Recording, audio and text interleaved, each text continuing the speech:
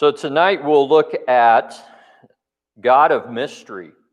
And this is similar to the idea that Daniel, in Daniel chapter 9, was told that, or Paul rather, in Romans chapter 11, talks about the mystery of Israel.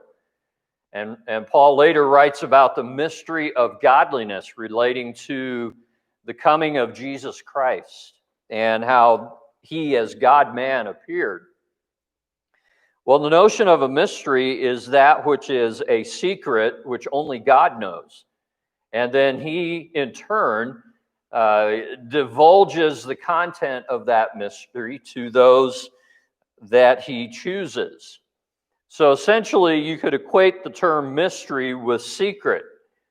The secrets that are unknown to us are things that God does know about, and he is well able then to inform us of those things. In fact, there is nothing that is hidden from God. He knows everything. And Jesus described the knowledge of God concerning us, that God knows the very number of hairs that are upon our head, and he keeps a running tally of them.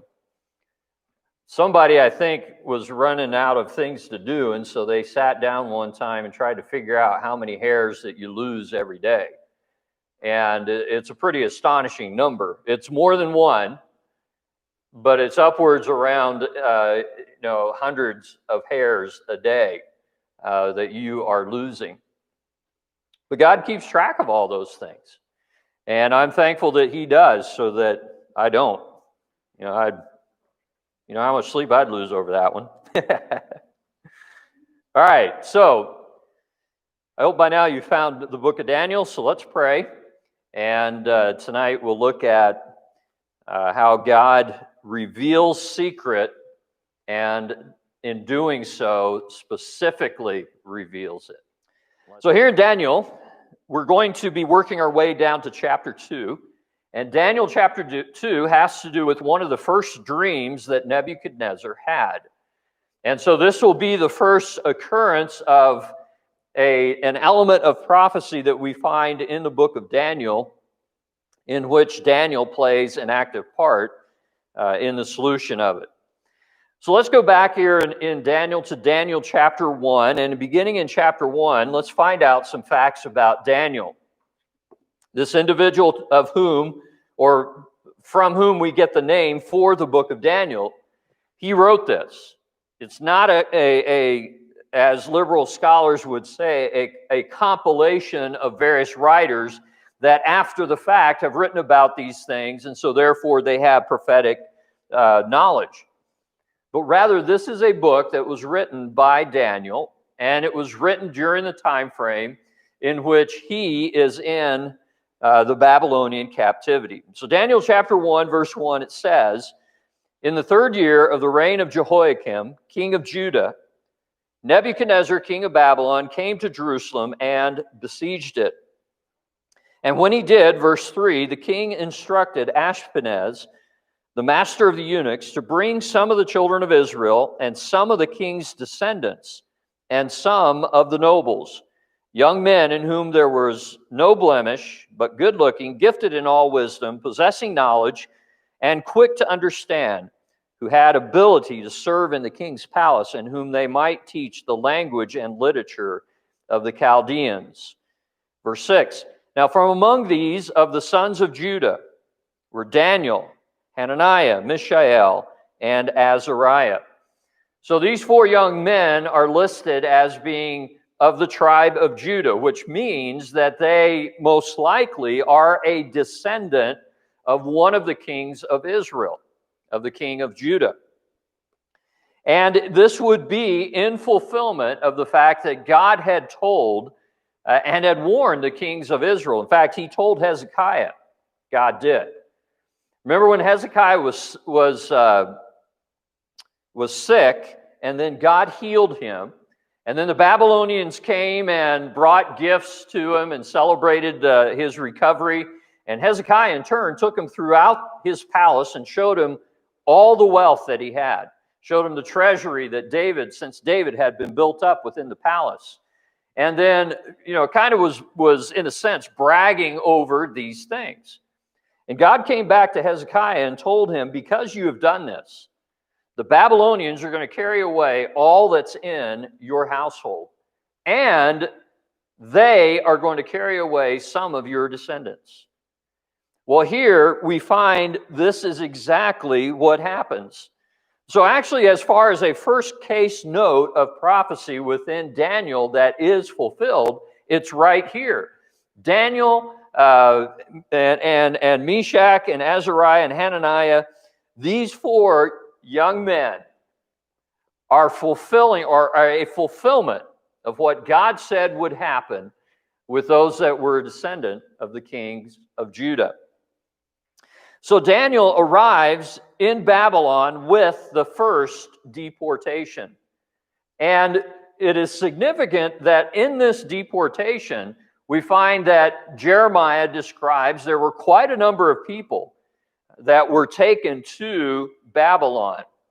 Well, Daniel testifies to the fact that he arrives with this very first one. This wasn't the major deportation in which you had tens of thousands of Jews going to Babylon. This was one just before it. There were at least 3 times in which the Jews were taken from Judah and then transported over to Babylon. Well, in this deportation, when Daniel is taken by Nebuchadnezzar, Nebuchadnezzar actually is at this point under the rule or ruling under his father, Nabopolassar. Nabopolassar was in his last days of his reign and had pretty much handed things over to Nebuchadnezzar. Nebuchadnezzar would not be officially king until his father died. And his father died in 605 BC, and that's when Nebuchadnezzar really became king. But he actually made an excursion, Nebuchadnezzar did, into Judah before his father died. And so this would have been probably about 3 years before Daniel or Nebuchadnezzar officially becomes king of Babylon. Now, so he says, in the 3rd year of the reign of Jehoiakim, king of Judah, Nebuchadnezzar came, and he is carried away. Secondly, we find that Daniel was trained in Babylonian wisdom. In verses 4 and 5, we read verse 4, it talks about that they were taught the language and literature of the Chaldeans. And in verse 5, it says, "And the king appointed for them a daily provision of the king's delicacies, and the wine which he drank, and 3 years of training for them, so that at the end of that, they might serve before the king." So his purpose in bringing Daniel to Babylon was essentially to turn Daniel into a Babylonian and then have Daniel serve in the king's court. Well, as we know the narrative with Daniel, Daniel ends up serving in the king's court, but he doesn't become a full-fledged Babylonian. In fact, we find in verse 8 here that Daniel was blessed for putting God first. And this is an important thing to note about Daniel at the very beginning of his book, and then those things that happen with him later. Look at verse 8. Verse 8 says, "But Daniel purposed in his heart that he would not defile himself with the portion of the king's delicacies, nor with the wine which he drank. Therefore he requested of the chief of the eunuchs that he might not defile himself."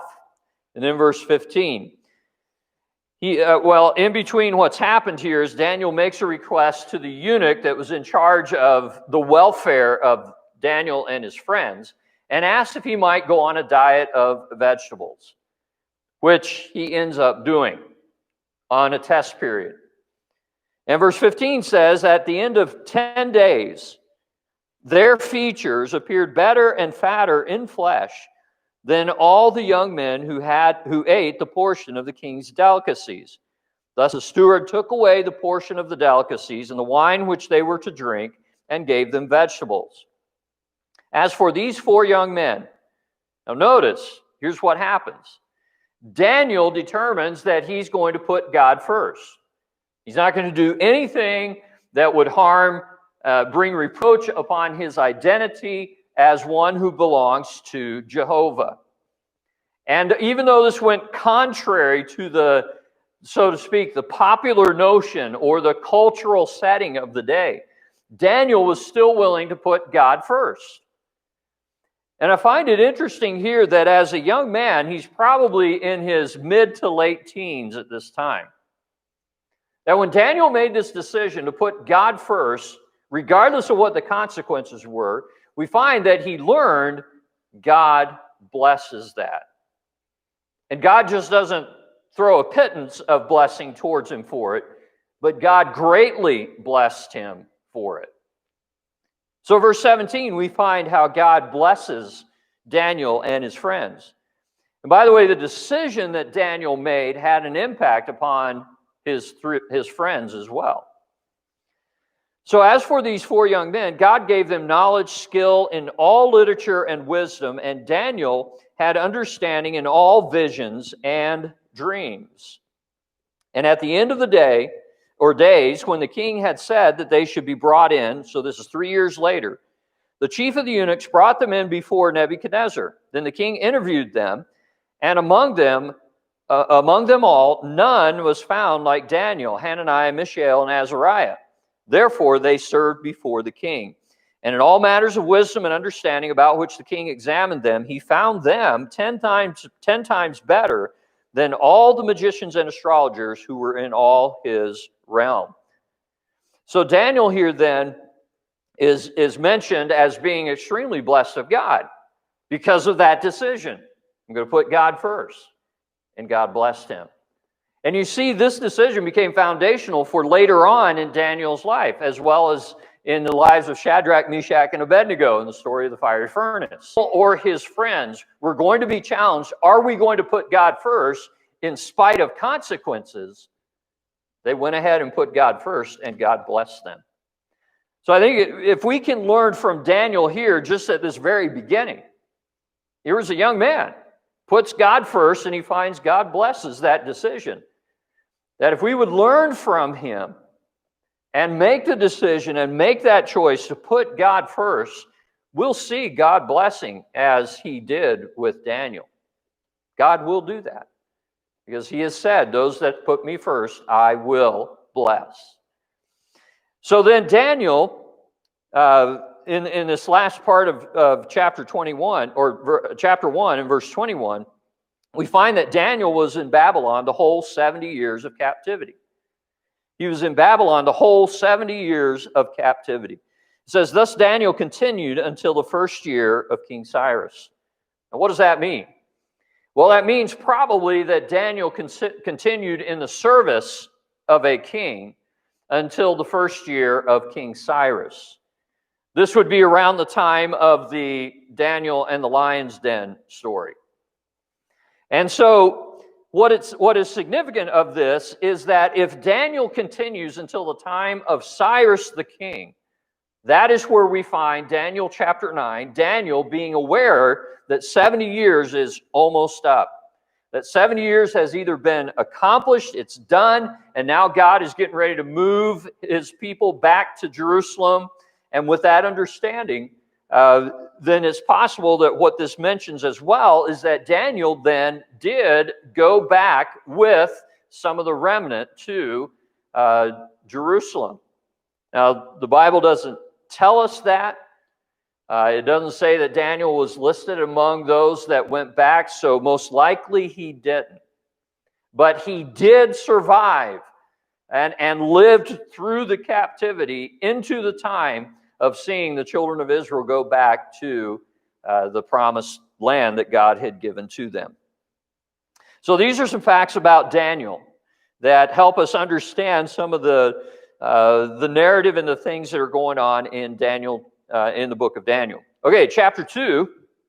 Let's note in chapter 2 some facts about Nebuchadnezzar's dream. Some facts about Nebuchadnezzar's dream.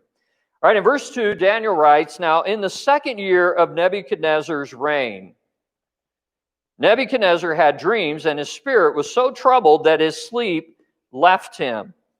Then the king gave commandment to the magicians the astrologers, the sorcerers, the Chaldeans, to tell the king his dreams. So they came and stood before the king. The king said to them, I have a dream, and my spirit is anxious to know the dreams. Then the Chaldeans spoke to the king in Aramaic. O king, live forever. Tell your servants the dream, and we will give the interpretation. Right. The king answered and said to the Chaldeans, my decision is firm. If you do not make known the dream to me and its interpretation, you shall be cut in pieces, and your houses shall be made an ash heap. Now that was a common sentence of execution that was, prevalent in this time. And essentially, the cutting in pieces is someone taking a sword and just, hacking you. And then the house is being turned into ash heap as they burn down everything that was your possession. So this is this is a threat coming from Nebuchadnezzar, who is an absolute sovereign. So his word is law. He doesn't have anybody telling him he can't do what he's going to do.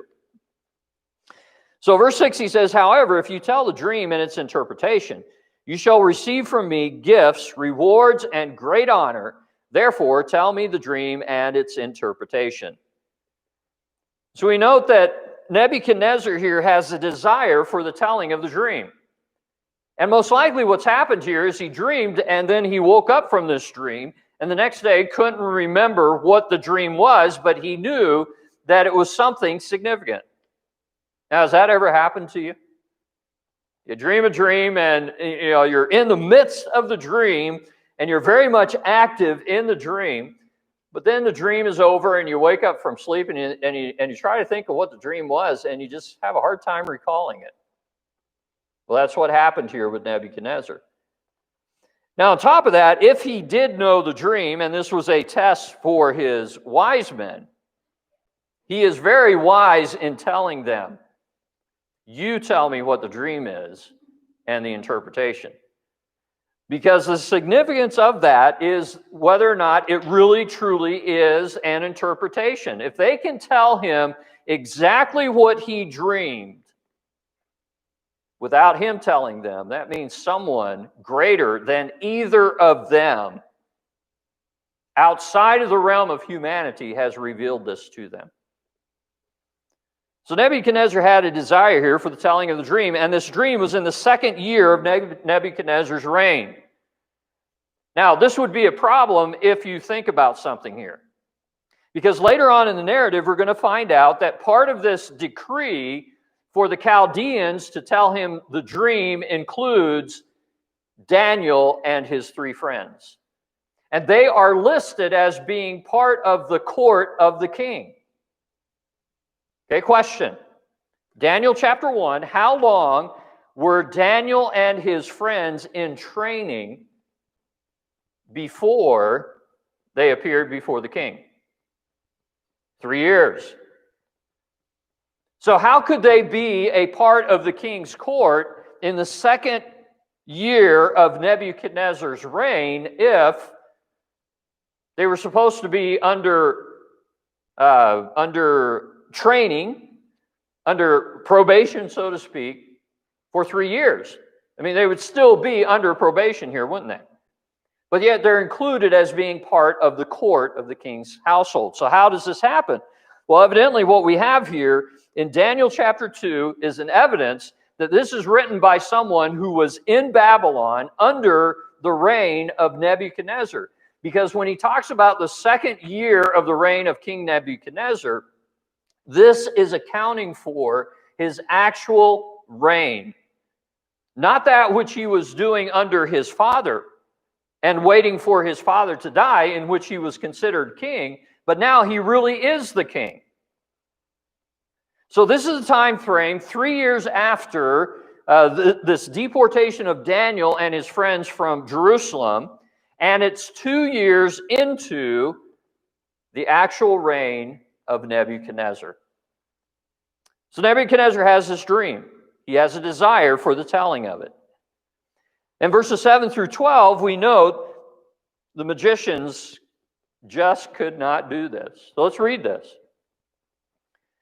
They answered again and said, "Let the king tell his servants the dream, and we will give its interpretation." Right. That's in the Hebrew. After it every time. Right. And it's even written like that. Right. The king answered and said, "I know for certain that you would gain time, because you see that my decision is firm. If you do not make known the dream to me, there is only one decree for you. For you have agreed to speak lying and corrupt words before me till the time has changed. Therefore tell me the dream, and I shall know that you can give me its interpretation." The Chaldeans answered the king and said, "There's not a man on earth who can tell the king's matter. Therefore no king, lord, or ruler has ever asked such a thing of any magician, astrologer, or Chaldean." It's a difficult thing that the king requests, and there is no other one who can tell it to the king except the gods, whose dwelling is not with flesh. For this reason the king was angry and very furious, and gave the command to destroy all the wise men of Babylon. So obviously the magicians could not give him the answer to this. Now again, this is something that is being orchestrated of God. Because as we'll find out later on, God is doing this because God is showing that He is sovereign. And that what God knows about man, God will share about man.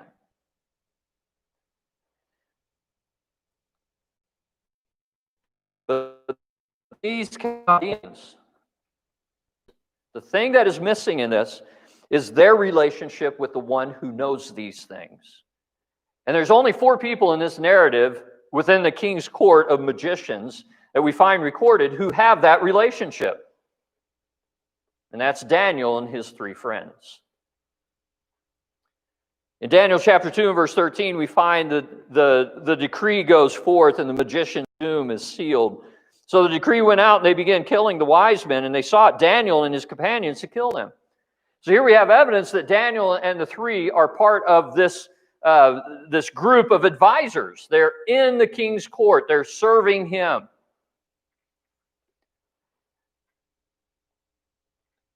So what does Daniel do? An interesting thing. Look at verses 14 and 16. Here we find Daniel's request of the king. And the Bible throws this out just kind of like, Daniel heard about this, so he went in and talked to his buddy, bought some time. That's kind of the sense of this. Listen to it. Then with counsel and wisdom, Daniel answered Arioch, the captain of the king's guard, who had gone out to kill the wise men of Babylon. He answered and said to Arioch, the king's guard, or captain, "Why is the decree from the king so urgent?" Then Arioch made the decision known to Daniel. Now look at verse 16. So Daniel went in and asked the king to give him time that he might tell the king the interpretation. That's it. Now remember, Nebuchadnezzar is really mad. I mean, he's upset with this whole cohort of magicians because they can't tell him what his dream is. So the guy is spitting fire. And if any magician shows up in his presence, off with his head. Because he's already decreed it. These guys are useless, so I don't even have the time of day for you. Yet Daniel already has an established relationship with Nebuchadnezzar, which was such that there was a respect on the part of Nebuchadnezzar for Daniel. That when Daniel walked in and said, "If you will give me time, I will tell you the interpretation, because God will give it to me," Nebuchadnezzar listened. I mean, that is highly unusual. A parallel thing here is think of Esther. With going into the king's presence, if the king did not ask for her to come, what did she say would happen? This is the queen approaching the king. And if the king did not ask for you to come, there was a death sentence upon you for merely appearing in the doorway of the courtroom. And the only way that clemency was granted was when he would point the scepter or tip the scepter towards the one who had come in, which means that he was granting permission for them to come into his presence. Well, that's the equivalent thing that you have happening here with Daniel and Nebuchadnezzar. Yet I believe at this point, Daniel had had enough of an impact upon Nebuchadnezzar, and Nebuchadnezzar had seen this great wisdom that was upon him from God, that he listened to him. Again, another point that we find with Daniel having put God first, part of the blessing of putting God first was that there was this unspoken respect for this one who stood upon biblical principle by a pagan king. So with that, we find in verse 17, Daniel, having received the request from the king to have time and come up with the interpretation of this dream, verse 17 through 18, then Daniel has a request of God.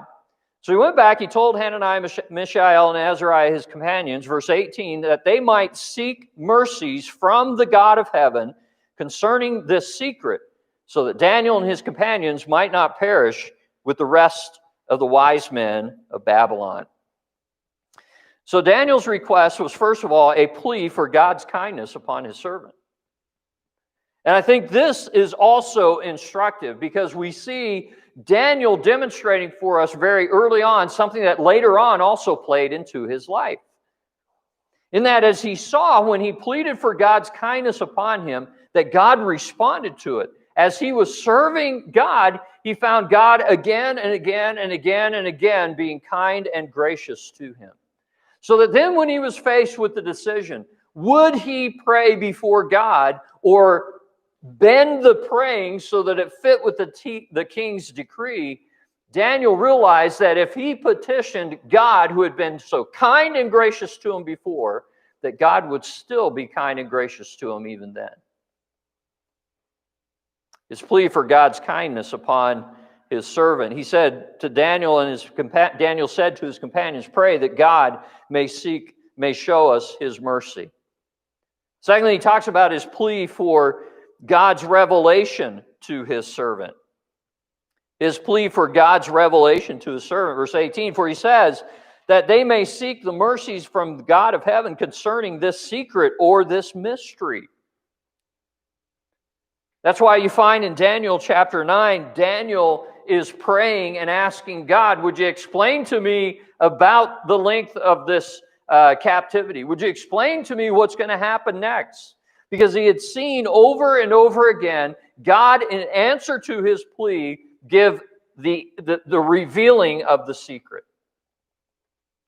So this is the first occasion that we find where Daniel, as a young man in his 20s, is beseeching God for something really important, and he sees God answer that request.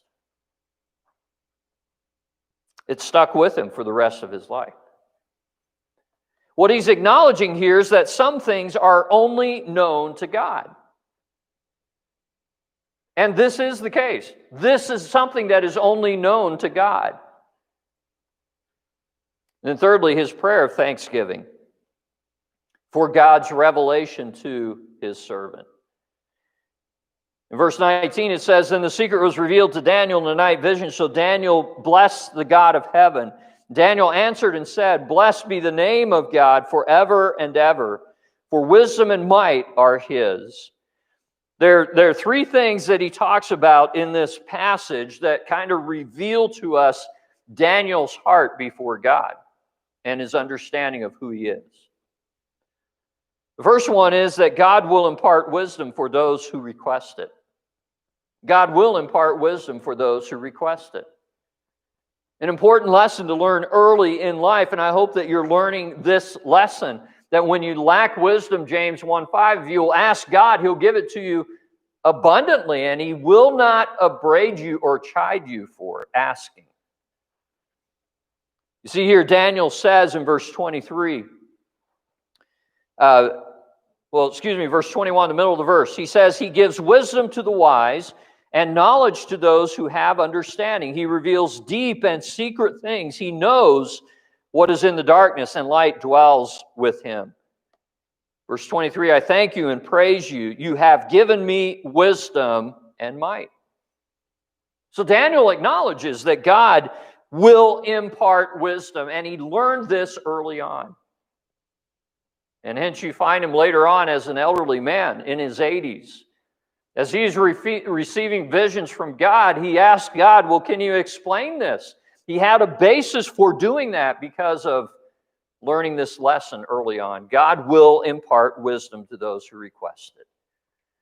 And so like Daniel, if you lack wisdom, ask of God. He will give it, no matter your age. And when you see God do that, remember, He will do that every time you ask. Daniel says of God, God will answer prayer. Verse 23, I thank you and praise you, O God of my fathers. You have given me wisdom and might, and have made known to me what we asked of you, and you have made known to us the king's demand. God will answer prayer. And here we find Daniel learning that God does answer prayer, and because He answers prayer, then when the challenge is put forth, am I going to continue praying to God or bend to the will of the king? He says, no, I'm going to keep praying. Because God will answer prayer. What things have you seen God answer in your life with regard to prayer? I hope each one of you can say at least one time, I've seen where God has answered prayer in my life. If you haven't seen God answer prayer in your life, put Him to the test. Ask Him about something that you are needing in your life. Pray and ask Him to provide for you and see Him answer prayer. The earlier you can see God answering prayer in your life, the better off you're going to be in the rest of your life. That's what happened with Daniel. Thirdly, he says, God will sovereignly rule in everyone's life. God will sovereignly rule in everyone's life, and this will be pointed out in the dream that Daniel gives and the interpretation of it. Verse 20, Daniel says, blessed be the name of God forever and ever, for wisdom and might are His. He changes the times and the seasons. He removes kings and raises up kings. He gives wisdom to the wise and knowledge to those who have understanding. God sovereignly rules in everyone's life. It's not just Daniel's life that Daniel is saying God rules in it. And what Daniel is tacitly acknowledging here is that while he's in the Babylonian captivity in Babylon, that God has done this. It is where God has placed him. He is there because God, ruling in his life, has decreed that's the situation for him. Another thing we can learn, the sooner we can learn to be content with where God places us, because that is where God has done what God has done, and that is where God has put us, the better off life is going to be. Now, it's not to say Daniel was without his difficulties. He was. I mean, he had people that despised him. He had opposition against him all the time. But he learned this principle that God is sovereignly ruling where He places me, and I am content with what that might be. Now in Daniel chapter 2 and verse 24, Daniel comes before the king. And in verses 24 through 28, we find that Daniel is very careful to acknowledge God's gracious answer. Therefore Daniel went to Arioch, whom the king had appointed to destroy the wise men. He went and said to him, don't destroy the wise men of Babylon. Take me before the king, and I will tell the king the interpretation. So verse 25, then Arioch quickly brought Daniel before the king and said thus to him, the king, I have found a man of the captives of Judah who will make known to the king the interpretation. The king answered and said to Daniel, whose name was Belteshazzar, are you able to make known to me the dream which I have seen and its interpretation? And Daniel answered in the presence of the king and said, the secret which the king has demanded the wise men, the astrologers, the magicians, the soothsayers, cannot declare to the king. But there is a God in heaven who reveals secrets. And he has made known to King Nebuchadnezzar that will be in what will be in the latter days. So what Daniel does here is that he frames this whole thing as coming from God. And that God is sovereign. That God is the ruler over all. That God knows everything. That it is God who imparts the knowledge or gives to mankind. So let's look then at his accurate details of the dream. All that to get to this point, because what we see happening here then next is really astonishing when you think about it. Verse 28, the latter part of the verse 28.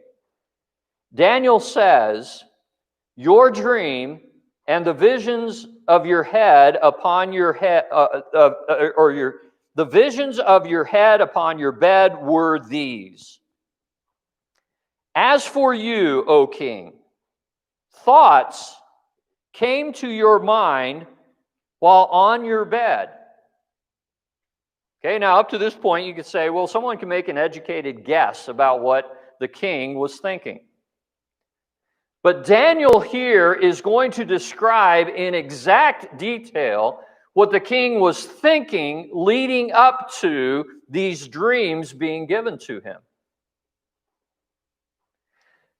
Now, what's significant about this is that God is giving Daniel the ability to do something that no human can do. You know what my thoughts are right now? You don't. Wives, you know what the thoughts of your husband are commonly? Nothing. What you thinking? Nothing. So with guys, it's a little bit easier. I mean, you got like a 99% chance of being accurate on what some guy is thinking. Nothing. Well, the reality is Daniel describes here something in detail that can only be known by God. What does he say? He says, O king, the thoughts came to your mind while on your bed about what would come to pass after this. So in essence, what is Nebuchadnezzar doing? Nebuchadnezzar has laid down, and as he is falling asleep, he's thinking about his kingdom, he's thinking about world events, and he starts to wonder, I wonder what's going to happen next. Now this is interesting because this is a pagan king. But yet he is wondering what is in the future.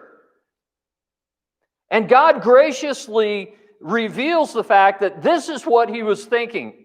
And I'm sure that as Nebuchadnezzar heard this, he's going, oh yeah, that's exactly what was going on. And I'm sure there started to arise within his heart this glimmer of hope that, you know what, this guy's on track. He may have the answer here, and we may find out what is going on.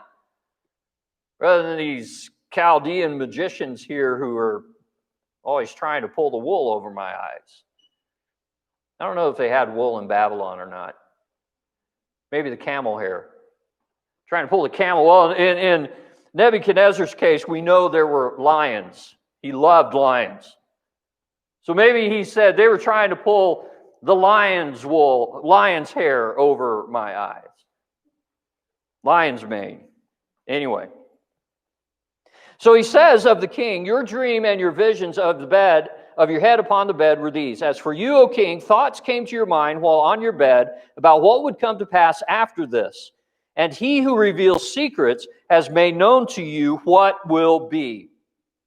But as for me, this secret has not been revealed to me because I have more wisdom than anyone living, but for our sakes, who make known the interpretation to the king, that you may know the thoughts of your heart.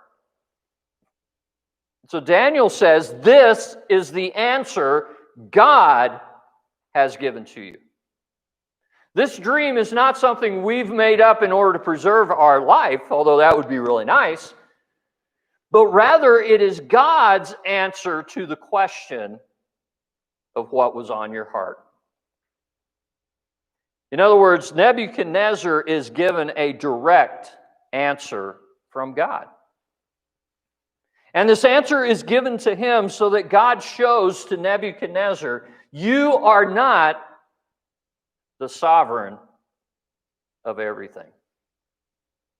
Nebuchadnezzar thought of himself as being the king of the whole world. He was the supreme dictator. In fact, you remember a guy named Saddam Hussein? Saddam Hussein was using his oil money to rebuild Babylon. And the reason he was rebuilding Babylon was because he, Saddam Hussein, identified himself with Nebuchadnezzar. Saddam Hussein was one of these dictators that in a meeting with his officials, as he's sitting there, one of them crossed threads with him. He pulled out a gun and shot the guy dead at the table there in the meeting in cold blood because he was upset with the guy. Saddam Hussein was another Nebuchadnezzar. Well, God is revealing this so that Nebuchadnezzar learns, you, Nebuchadnezzar, are not the boss. God is. So what do we find happening here? Daniel's account of what the king was thinking. We find Daniel's account of why the dream was given. Now let's look at the dream, verse 31. Daniel says, you, O king, were watching, and behold, a great image. This great image, whose splendor was excellent, stood before you, and its form was awesome. The image head was of fine gold, its chest and arms of silver, its belly and thighs of bronze, its legs of iron, its feet partly of iron and partly of clay. You watched while a stone was cut out without hands, which struck the image at its feet of clay and broke them in pieces. Then the iron, the clay, the bronze, the silver, the gold were crushed together and became like chaff from the summer threshing floors.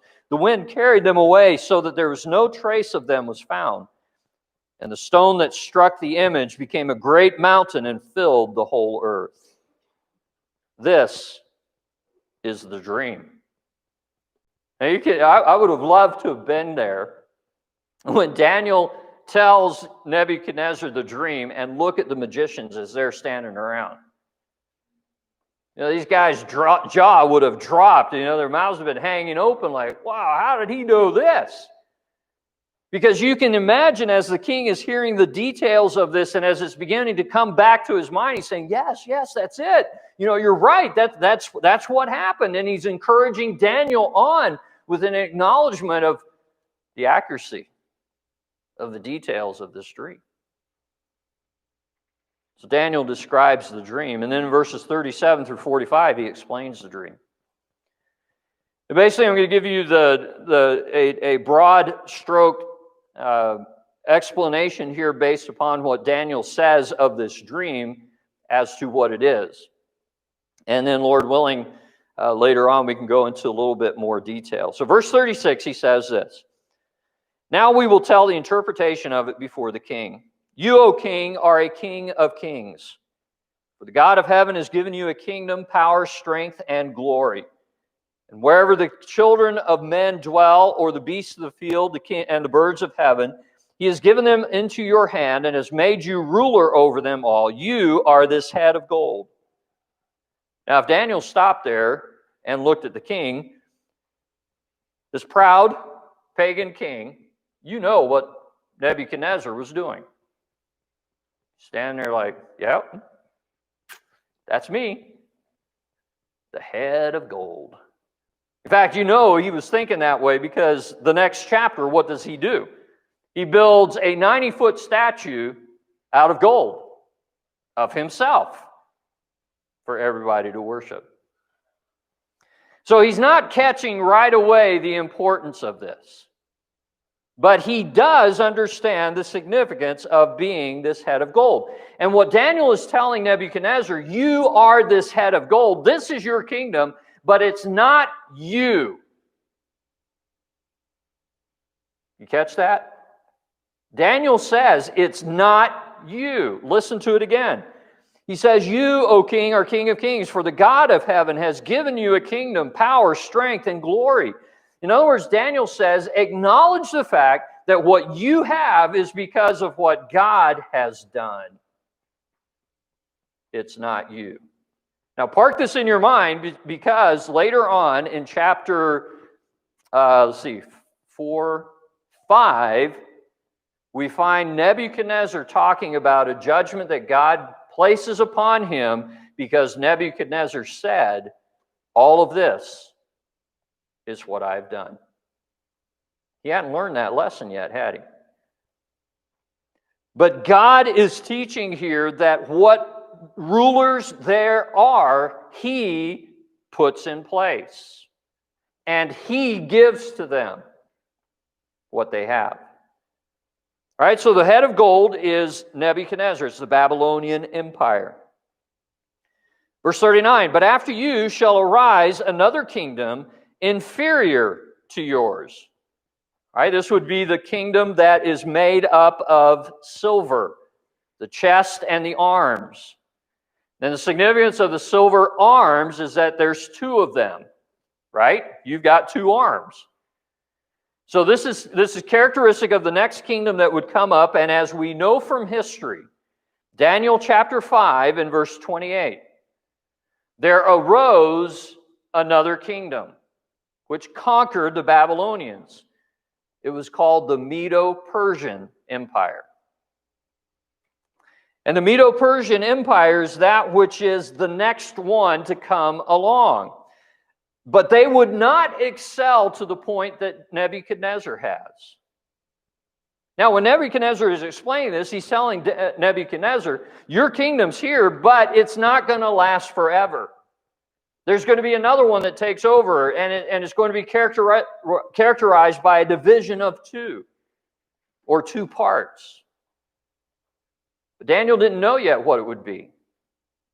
We do have the advantage of looking back on history and seeing how it fits together. But yet, here's the point. God is saying that the next kingdom to come with the Babylonian kingdom up against it is going to be a kingdom that's characterized by two, Medo-Persian. And that's exactly what happened.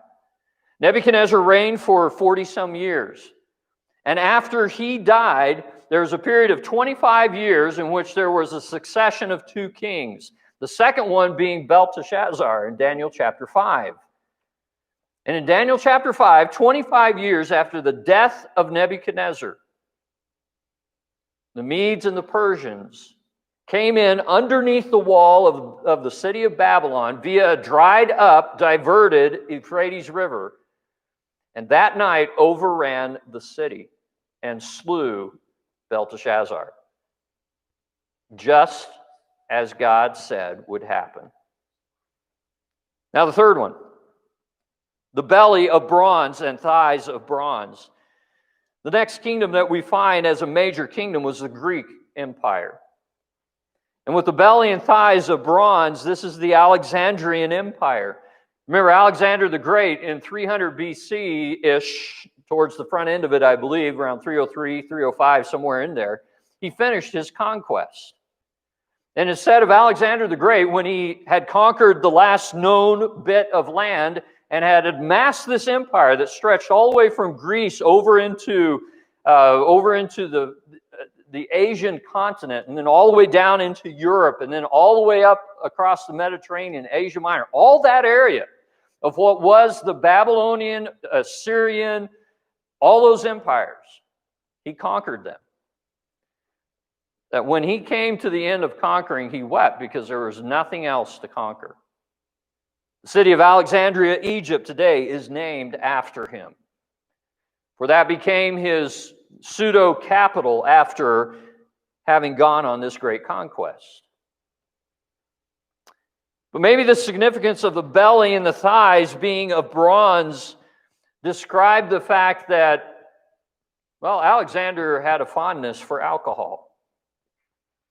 And it did impact the type of rule that he had. So maybe the significance of the belly tied in with that which is being consumed and fed and led by a desire would be characteristic of the ruler, Alexander the Great. But the Greeks. Next one, the legs of iron, describes for us the Roman Empire. And Daniel says here, the image of, let's see, where do we go? But after you, verse 39, shall arise another kingdom inferior to yours, then another, a third kingdom of bronze, which shall rule over all the earth. So the characteristic of the bronze Greek kingdom is that it becomes another global or, what was known of the earth, a global empire. The Persians wouldn't be as global, but the Greeks would be. And then with the iron, verse 40, the fourth kingdom shall be as strong as iron, inasmuch as iron breaks in pieces and shatters everything, and like iron that crushes, the kingdom will break in pieces and crush all the others. So you find, according to history, the rise of the Roman Empire, and the Roman Empire takes over all that the Greek Empire was. And they dominated well into the time of Christ. And then the final kingdom. The final kingdom is described in verse 42. Well, verse 41, whereas you saw the feet and the toes, the strength of the iron shall be set in it, just as you saw the iron mixed with the ceramic clay. And as the toes of the feet were partly iron and partly clay, so the kingdom shall be partly strong and partly fragile. And as you saw iron mixed with ceramic clay, they will mingle with the seed of men, but they will not adhere to one another, just as iron does not mix with clay. And in the days of these kings, so this description of the toes, how many toes do you have? Well, most normal people. You got 10, right? And the description here of the toes, then each toe would represent a king because it talks about kings. So it describes the fact of a 10-kingdom type of confederacy. And so far, we've not had a 10-kingdom confederacy in history. There have been attempts with the European Union to bring to pass a 10-kingdom type of thing, but this 10-kingdom ruling is implied that it's a rule over the known world, and it is comprised of 10 kingdoms. Well, this is yet to come. And what this describes is the final kingdom yet to come of a confederacy of 10. This is described in the book of Revelations. And it is in the time frame of this kingdom that Daniel tells Nebuchadnezzar that what God will do, verse 44, in the days of these kings, the God of heaven will set up a kingdom which shall never be destroyed. The kingdom shall not be left to other people. It shall break in pieces, consume all these kingdoms, and it will stand forever. Inasmuch as you saw that the stone was cut out of the mountain without hands, and that it broke in pieces the iron, the bronze, the clay, the silver, and the gold, all man's kingdoms. The great God has made known to the king what will come to pass after this. The dream is certain and its interpretation is sure. What's Daniel saying? Daniel is saying ultimately the rock, King Jesus, is going to establish a kingdom that will last. And it comes at the end of the times of the Gentiles, as Daniel is told. It comes at the end of the times of this confederacy that is described and Revelation talks about. So in a nutshell, what Daniel has told the king, or has revealed to the king, is not only what the king was thinking before the dream, but also the details of the dream, and then the fact that God has said he's sovereign. And that theme of God being the sovereign God versus Marduk, versus the gods that Nebuchadnezzar worshiped, that God is a sovereign God, that Nebuchadnezzar himself is but a human who has been given the authority by God to rule. That theme of God's sovereignty running up against a proud and arrogant man plays through the rest of this book and plays into what God gives Daniel as an explanation of the future. Okay, so the God of mystery, Daniel chapter 2, the description of what God revealed to Daniel as it has played out in history has come to pass as God said it would. Which means what's left will come to pass as God says it will. In the future, there will be a 10-kingdom confederacy, which will be conquered by King Jesus. And then Jesus will reign as Lord of Lords and King of Kings over all.